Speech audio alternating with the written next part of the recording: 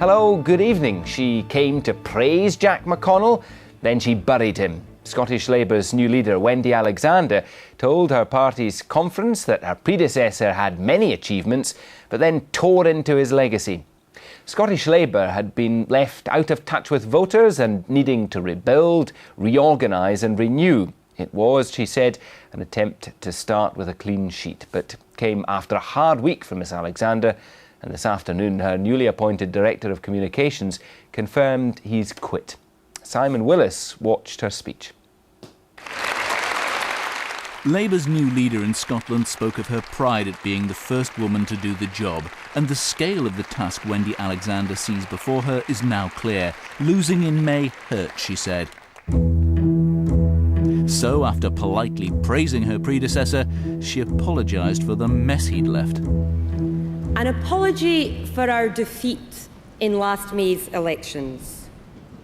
For despite our many achievements in government in Scotland, too many people felt we had lost touch. The people of Scotland had not lost faith in Labour's values, but they did wonder whether we had lost sight of how to put them into practice. And the Scottish National Party were the beneficiaries of that disillusionment. They won not because of the strength of their argument, but because they persuaded people, quite disingenuously, that they too could deliver on Labour's agenda of hope and aspiration. That started the attack on the old enemy, straight out of the playbook from the election campaign. The SNP was more interested in flags, rebranding, embassies and a broadcasting commission, she said. Because Alex Salmond has an ally here in the south in the Tory leader David Cameron. Alex Salmond plans to break up our country with the help of the Tories, and together we need to stop them both. They both have really a great deal in common. The politics of both the Tories and the Nationalists are the politics of division, the politics of envy, and the politics of I'm right and who cares about you. Both of them are putting their own party's priorities before the people's priorities. And the SNP and the Tories have one final thing in common. They know that any Labour losses at Scotland in the general election would suit both their agendas. So, what will Labour do? The three R's are on the agenda. We owe it to the people of Scotland to rebuild and reorganise Labour in Scotland, to learn the lessons from Labour in other parts of the United Kingdom about how to stay in touch with changing times and changing aspirations. We will regain the trust of the Scottish people. Under my leadership in Holyrood and working with the Prime Minister and Des Brown as the Scottish Secretary, with all of our members, we will renew Labour in Scotland. We will be a party of principle and energy, a party that is proud of its past, but also confident about its future, a party that is fit to fight, a party determined to win, and a party that is ready to serve. Thank you, Conference. The details of how that renewal will take place will have to wait for another time and another place. Well, I'm joined now by the psephologist, Professor John Curtis, and by Angus MacLeod, the Scottish political editor of The Times. Well, John, if Wendy Alexander needed to apologise, was it really the Labour Party that needed to hear her say sorry? Well, I suspect for her audience, yes, given that we now have the Labour Party meeting in Bournemouth on the crest of a wave. The fact that in Scotland things don't look quite so good and still don't look quite so good, perhaps it's a kind of an appropriate message for the time. Of course, one should bear in mind actually the Labour Party in England didn't do terribly well on May the 3rd either, with again another rather bad set of local election results. So perhaps in the end one might want to argue that her apology was a bit too profuse. Of course, at the end there's perhaps still an argument going on inside the Labour Party as to who was responsible for that defeat. And certainly given the Brown bounce that happened since Gordon Brown became Prime Minister, there must be some people inside the Scottish Labour Party who must be asking themselves, well, you know, if Tony Blair had resigned before May the 3rd rather than after, would we have a defeat to apologise for in the first place? Well, she was saying in her speech, Angus, that actually Labour lost because people had the sense that Labour no longer knew how to put its values into practice. Is that the real reason?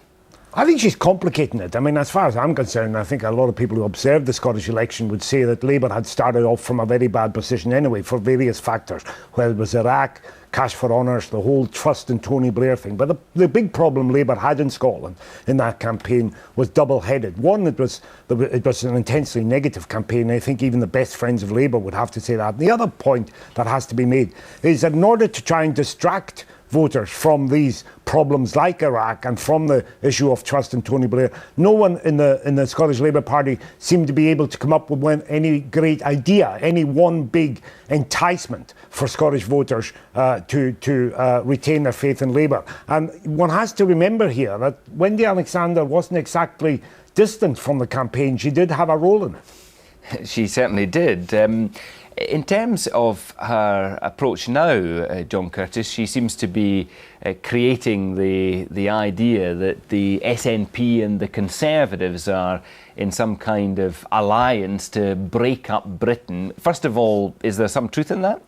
Well, it's an obvious line for her to take, I think, perhaps particularly in a Labour conference, because down south there is this suggestion that the Conservative Party may push the West Lothian question and the Barnett formula rather more strongly than they have done hitherto in recent elections. And of course, therefore, they can be portrayed as English nationalists, and where, in the contrast, the SNP are Scottish nationalists, and the Labour Party can say, well, we're the one party that brings the two together. I'm not sure it's much of a campaigning line, however. It's rather too clever, I think, for frankly anybody outside of a party conference. In any case, I think the interesting thing we're going to look about Wendy Alexander's leadership is what does she mean by renewal of the party? Now, one of the long-term problems the Labour Party faces in Scotland is that it's less popular for Holyrood elections than for Westminster elections. And unless it can overcome that problem, then it's going to be Labour are always going to be struggling in Scottish elections. Now, in my view, part of the answer to that problem, at least, is the party in Scotland has to be willing to wear rather more tartan, to be rather more independent of the party down south. It sounds as though Wendy Alexander buys into that analysis, and the fact that she's been willing to talk to Annabel Goldie, Nicola Stephen about increasing more powers is an indication of that. Well, you mentioned those cross-party talks. I mean, how can Wendy Alexander down with the Tories and the Lib Dems and at the same time accuse the Tories of being in bed with the nationalists, Angus? Well, it's a very complicated kind of explanation she's putting forward, as John was hinting there. I mean, the problem for her is that she's addressing two audiences at once. She's addressing the English audience down there, and she's obviously still trying to address the Scottish audience. But is she not in a bit of a muddle? I mean, the Conservatives can't be nationalists and unionists at the same time, She is in a bit of a muddle. And I mean, these tripartite talks, we'll probably get the next episode very soon. I think the other point about this attitude, this whole shift on the Constitution, the more power thing, is that her biggest problem remains her own party, particularly her MPs at Westminster. She has got to square them before she goes much further down this road. She's lost her spin doctor today, and it's been a week of bad headlines, some briefing at the weekend in the papers against her, and a wobbly start at First Minister's questions. How do you think she's doing? Well, it's certainly not been a good start. I mean, I doubt it's whether most of her troubles are something that's reached out to the wider Scottish public, and to that extent, at least at the moment, the damage is not too serious. But she certainly needs a good week or two fairly early on. Otherwise, the press will be beginning to ask themselves the story, you know what, has Wendy really changed?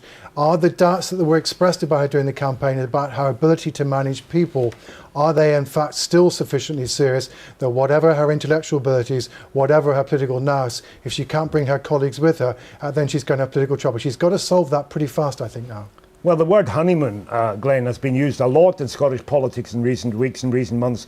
Actually, Wendy Alexander hasn't had one. The reason being that all the problems she's had over the past week have been self-inflicted problems. I mean, there can be little doubt about that. Even her, what looked like a triumph on Thursday, or a part triumph at least, when she seemed to do quite well against Alex Salmond in the First Minister's questions, unravelled very soon afterwards, simply because it emerged that Labour hadn't done their homework.